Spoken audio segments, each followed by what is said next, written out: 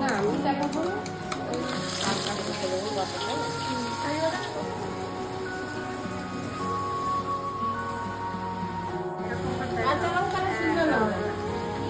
শুভ্রানন্দ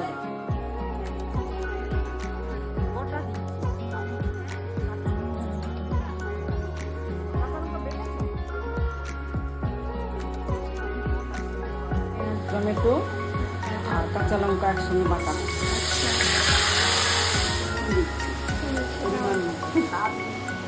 হালকা করে হলুদ। যেহেতু দই মাছ তার বেশি দেওয়ার দরকার নেই, যেন না হলুদ হয়, সাদা সাদা থাকে।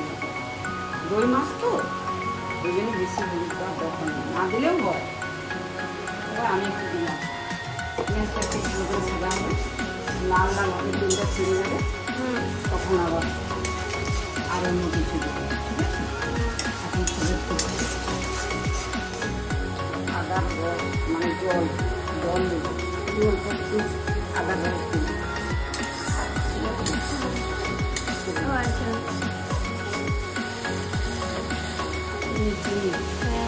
আরেকটু দিয়ে দিই, এটা হলে দিয়ে দিই, এটা একটা কালার হচ্ছে, চিনি দিতে কালারটা হচ্ছে, বুঝলি?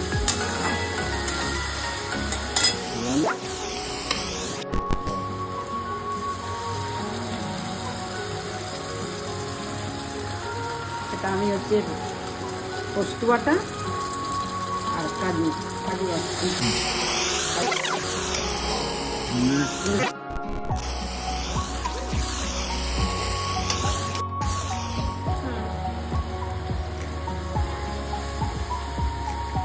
দইটা আমি ফেটে রেখেছি।